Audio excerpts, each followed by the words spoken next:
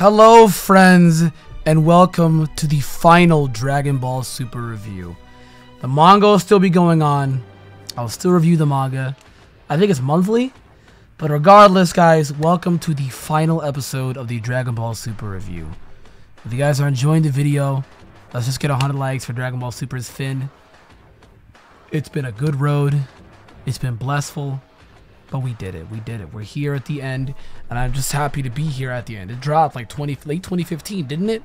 Early 2016, some shit. And now here we are in 2018, a 3-year-long series, some shit like that. 131 episodes. We actually, I think we're supposed to get this episode on the 31st. We got it today. I don't mind. Let's just get into it, right? So what I can say, right, is first off, if you didn't watch the episode, I urge you all to do so. But it was really interesting. It was interesting because I thought the one thing that was cool is Frieza was popping off against Jiren, and that was really fucking cool. I thought that was awesome. Not to mention as well, the synergy between Goku and Frieza versus Jiren was flawless. Like, it was better than Goku and Vegeta. It was just better than any other duo pair you can think of. It was so strategically flawless, and they mentioned so many times that even in the Golden Frieza arc, where Frieza would be a great rival for Goku because he keeps striving for him to get stronger, and Frieza's also very strong himself. Golden Frieza is dummy strong. I mean, he held his own against full power Jiren here. It's just Jiren is stupid. You guys remember last week when he's all like, oh, friendship power is stupid. And then Toppo's on the scene, he's like, hey man, who cares what you say about us? We still support you. We love you, Captain. Do it for your pride. He's like, shut up, dumbare. And next thing you know, we get the power boost based off of his friends really appreciating him and stuff like that. So it's kind of hypocritical what he said to Goku, because he now literally got the exact same boost. But I think that was the point. The point they were trying to make is Jiren, he got consumed with the obsession of wanting to win, that he didn't realize what he had.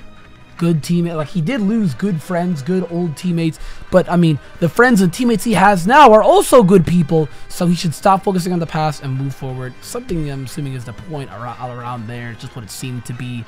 And if you didn't know, I guess the leaks weren't lying. Goku does actually fall off the stadium and gets knocked out.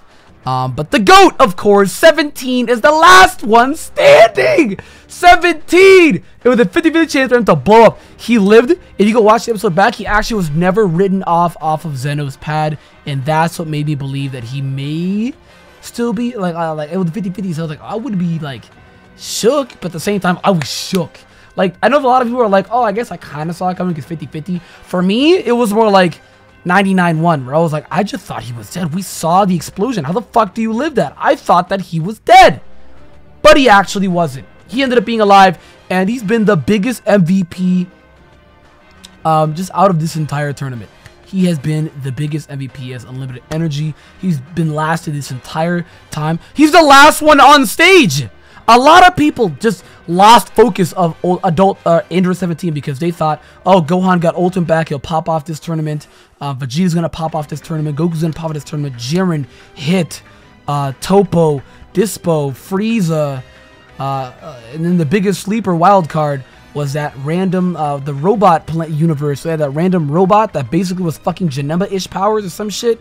And there was even the point of Kefla as well, which everyone kind of saw Kefla having a little time too, because Kefla was one of the, in my opinion, one of the greatest fighters out of this entire tournament. She be one of the few that actually made Goku go Ultra Instinct. But point is that Android 17 was constantly forgotten. I feel like people started to see what he was capable of doing when they saw him beat up Universe 2. I think I got that right. The female love universe, when he started to beat them up and went ham and body bagged like 2 of them and knocked them out. Because he literally used the light from the stadium to take it as a placement and then body them. It was insane. It was insane. So to see him come this far, he's really, really powerful. There's even some debates I saw of him actually being capable of defeating SS Blue Goku, since it takes so much stamina to be in Super Saiyan Blue, and he has unlimited stamina, unlimited energy. He'd eventually win the fight that way. And I was like, okay, it's a interesting take that I actually read on that. Back to the episode here, though, I really did just gain so much more respect for Frieza. I was always that guy that, like, I liked Frieza, but at the same time, too, I wasn't as crazy about Frieza like everybody else was. My personal opinion, out of the DBZ villains, all of them, I really liked Majin Buu. I liked Majin Buu a lot. I liked him a lot. But Frieza really ended up being the GOAT this time around. Insane synergy with Goku. He actually mentions Goku remembers the promise, and he's like, you remember my promise? And after that, he's like, you know what? I'm grateful towards you. And I was like, what? Talk about a glow-up character progression, too. A character that was fully evil is now starting to see some things like not good. That's not the word, because he's still not that. But it's like he's starting to see things in a more grateful and appreciative manner versus the tyrant pirate that slaughtered and killed everybody just so that he could. Just because he could. Like, it's like a Vegeta glow-up almost, except not really anywhere near close yet, but like a start. I was like, wow, dude, Frieza, I really have so much respect for you. And even Jiren in this episode, I actually gained some respect for. He got his morals back, he got his pride back, and he took the L. You know, he took the L. I thought that maybe he wouldn't handle the L well, that he'd beat himself up about it, since he was so obsessed about the W, and that he's not going to be deleted for good. But he actually took the L pretty good. He took it pretty good. He's like, Goku, you were just stronger than me, and it was... he actually ended up being a big threat. He was quite surprising. He really took the L quite well. I thought it was really cool, too, that both Frieza and Goku knock him out of the tournament. That last scene where Goku goes, like, Super Saiyan, and Frieza just powers up Gold last second. So cool, dude. So cool. But again, I always mention this in every review, guys. You let me know if you hated Jiren a little more after I told you his backstory and how he acted and tried to kill Goku's friend. Honestly, that made me hate him because I'm like, Jiren is a pride trooper, and in his universe, they are the good guys that defend the people, the civilians. So a guy like that basically saying, hey, fuck your friends, I'm gonna kill them in cold blood right in front of you. What the fuck? Doesn't make sense, right? And it just, you know, if you're hearing his backstory, like, yeah, it was a pretty bad backstory, like, in every way. Like, bad for him, and it was just bad in general.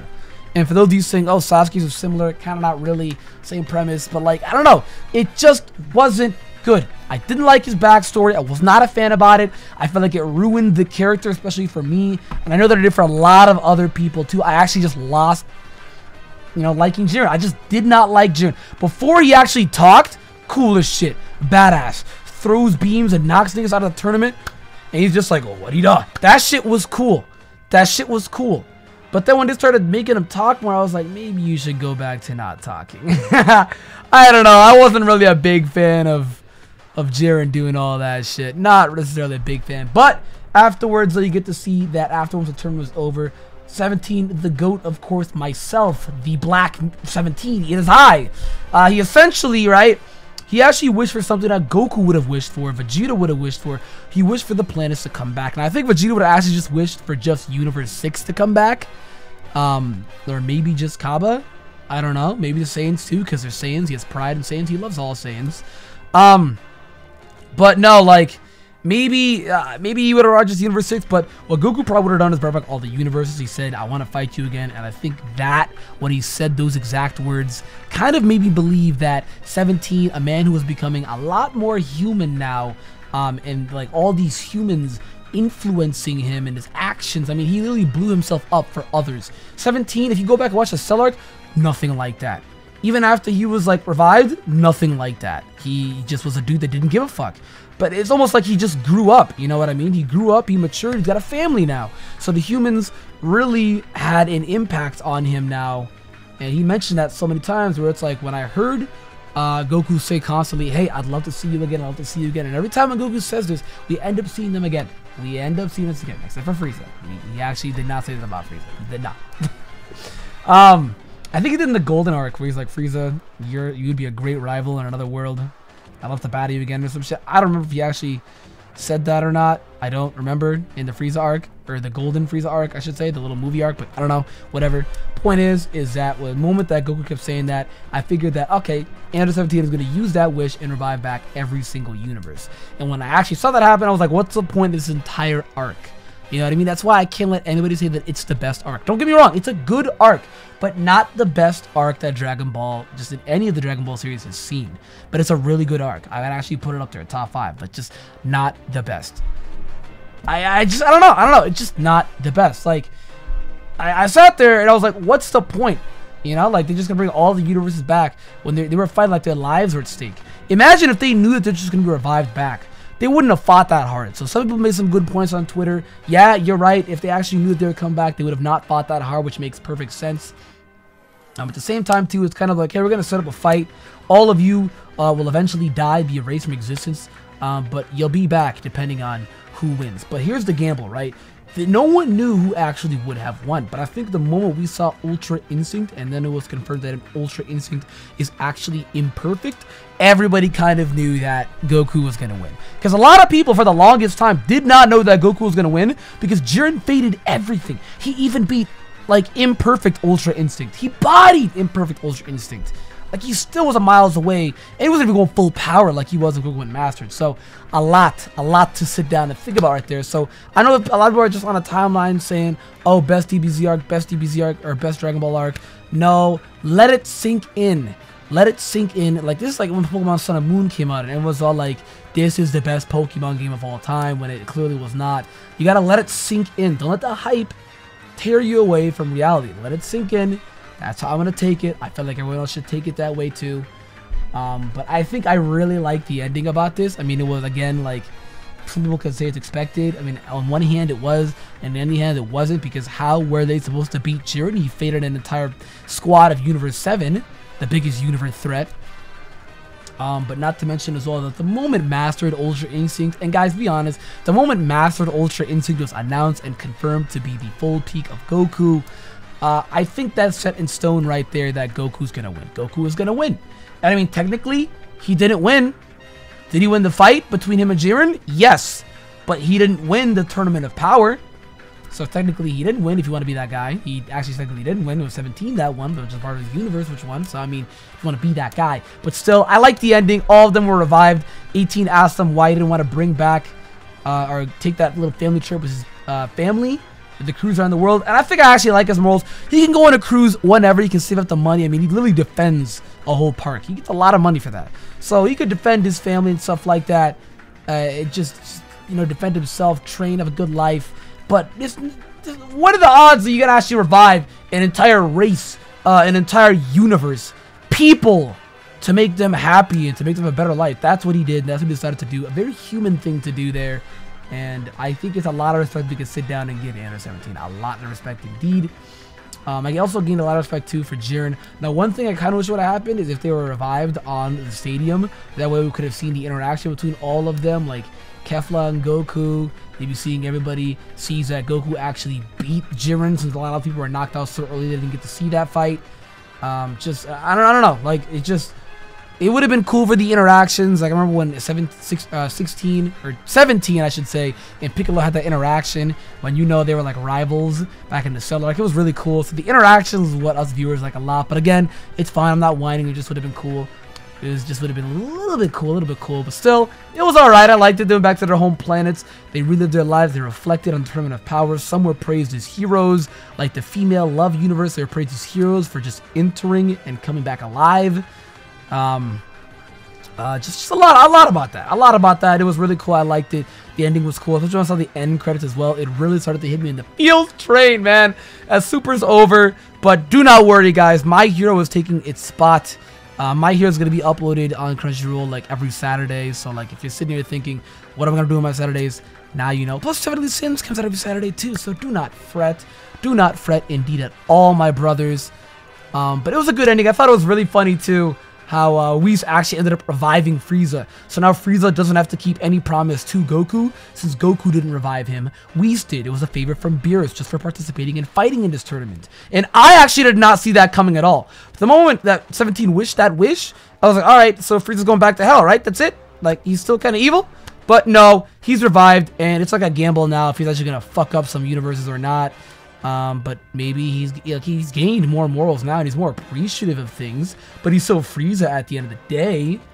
I don't know. We'll just have to see. The Frieza army is also back as well. So they did a little mini dance. So I'd love to see what happens from there, guys. December is when we get the last Dragon Ball news. I'm gonna drop a video tomorrow about all this big Dragon Ball news. I'm a little late to it. The Dragon Ball Legends, the movie, yada yada. A little late, but I'm gonna give my 2 cents on that tomorrow, guys. That's really going to be the, of course, the episode. Come back tomorrow where you should be seeing Seven Deadly Sins review. And, of course, my little 2 cents on the little big Dragon Ball news. With that, guys, thanks so much for watching the final Dragon Ball Super review. Thank you guys for sticking with me for over 3 years with these Dragon Ball Super reviews since episode 1 we've covered. And it means the world to me. I'm back, guys. With that, have a great day. I'll see you guys next time.